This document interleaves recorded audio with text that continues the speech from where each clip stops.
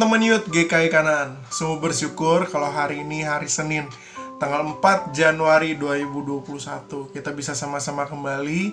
Kita mau saat teduh bareng yuk. Nah teman-teman, hari ini kita akan membaca perikop yang menjadi center atau menjadi pusat dari kitab Imamat, yaitu diambil dari Imamat pasal ke-19 dengan tema kudusnya hidup yang sesungguhnya. Itu adalah fondasi kita yang sesungguhnya dalam kita membangun kehidupan kita yang kudus di hadapan Tuhan.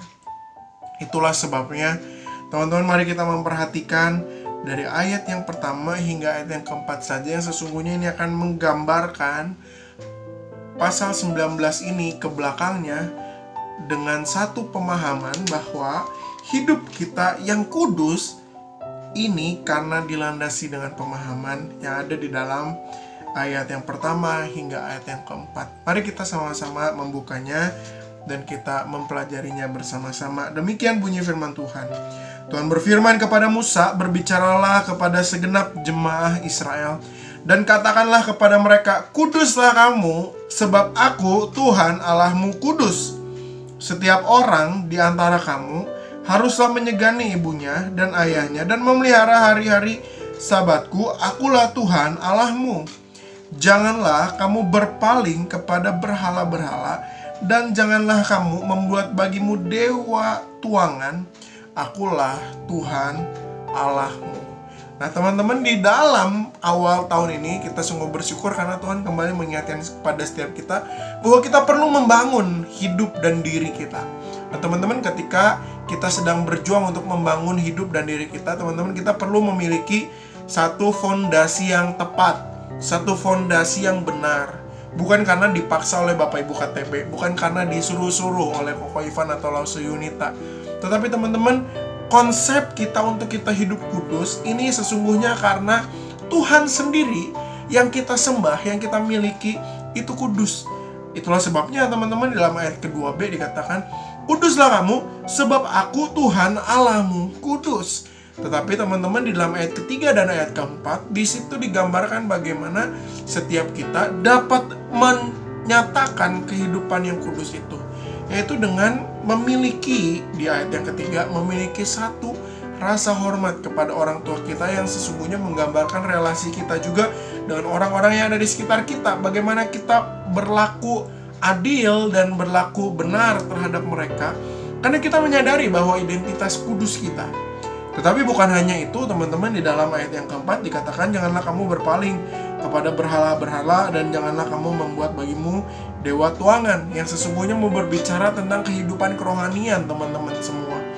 Itulah sebabnya teman-teman, mari bangun hidup kudusmu dengan teman-teman menjaga relasi teman-teman dengan Tuhan dan juga menjaga relasi teman-teman dengan orang-orang yang ada di sekitar teman-teman. Koko tahu tahun 2020 yang lalu ada banyak hal yang mungkin membuat kita sakit hati terhadap orang-orang yang ada di sekitar kita. Ada banyak hal yang mungkin melukai hati kita yang disebabkan oleh orang-orang di sekitar kita. Tapi teman-teman, firman Tuhan mau berkata seperti ini, ayo kita mau memperbaiki hubungan dengan orang-orang yang ada di sekitar kita. Dan tahun ini teman-teman, mari kita wujudkan kekudusan hidup yang kita nyatakan dengan kita memelihara relasi yang baik dengan orang-orang yang ada di sekitar kita, dan juga kita memelihara relasi kita dengan Tuhan. Ayo teman-teman, jangan lagi susah untuk bersaat teduh dan jangan lagi susah untuk men-sharingkan saat teduh. Ayo teman-teman, jangan lagi susah untuk mengikuti Zoom Fellowship. Kenapa? Karena di dalamnya teman-teman bisa bertumbuh.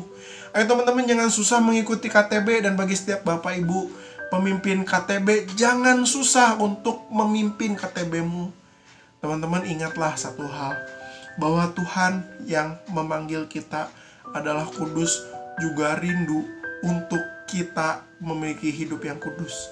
Supaya teman-teman gak percuma ketika kita sedang berdoa pada Roh Kudus. Ketika kita doa pada Roh Kudus, jangan sampai ternyata hidup kita tidak kudus. Nah teman-teman, ayo kita bangun kehidupan kudus kita, karena kita memiliki satu fondasi yang sejati, yaitu Tuhan Allah kita adalah kudus. Tuhan Yesus memberkati setiap kita. Amin. Hai guys, itu tadi satu kita hari ini. Yuk mari kita sama-sama belajar untuk membangun hidup kudus bersama Tuhan. Jika kita ingin membangun hidup kudus bersama Tuhan, kita harus membangun juga relasi kita dengan sesama ataupun relasi kita dengan lingkungan sekitar. Jika kita memiliki pergumulan atau mungkin ada orang-orang yang menyakiti hati kita, kita harus mau untuk berdamai dengan orang tersebut. Karena kita mempunyai satu fondasi yang kuat, yaitu Tuhan Yesus Kristus, yang dapat membantu kita. Nah, untuk menutup satu kita hari ini, mari kita sama-sama bersatu dalam doa. Ya Tuhan, Allah Bapa kami yang tetap di surga ya Tuhan, terima kasih atas berkat-Mu terhadap kami hari ini ya Tuhan. Terima kasih pada hari ini kami boleh kembali mendengarkan renungan-Mu. Kami boleh mendengarkan kembali renungan yang singkat ya Bapa. Kiranya lewat renungan ini kami dapat belajar untuk membangun hidup yang kudus ya Tuhan bersama-Mu. Kiranya di tahun yang baru ini kami dapat memulai hidup yang baru, kami juga dapat memulai hidup yang kudus bersama-Mu ya Tuhan. Hanya dalam Nama-Mu saja kami berdoa dan mengucap syukur. Haleluya, amin. Jangan lupa, besok kita akan ada satu doa bareng lagi nih di channel ini. Yuk, kita bagiin materi satu doa kita ke teman-teman kita yang lainnya, supaya semakin banyak orang yang mendapatkan berkat. Nah, buat kalian yang punya pertanyaan, boleh DM ke Instagram kita di Youth GKI Kanaan. Dan jangan lupa dengerin juga podcast kita ya di Spotify, Youth GKI Kanaan, obrolan santuy anak milenial. Nah guys, jangan lupa hari Sabtu kita juga akan ada Zoom Fellowship jam 7 malam. Untuk linknya nanti akan di-share di grup WA ataupun grup lain teman-teman. Have a blessed day. Tuhan Yesus memberkati. Selamat datang di podcast Youth Milenial. Di sini kita akan bahas seputar pergumulan-pergumulan Youth Milenial. Selamat tahun baru para pendengar. Selamat tahun baru semua. Iya, kan biasa di tahun 2021 ada resolusi-resolusi harapan-harapan. Kalian punya nggak? Banyak juga orang tuh yang lebih milih nggak punya harapan. Harapan kita itu seharusnya bukan bergantung dari apa yang ada di luar. Dunia boleh mengecewakan kamu. Yang terpenting Kristus tidak pernah mengecewakan kita.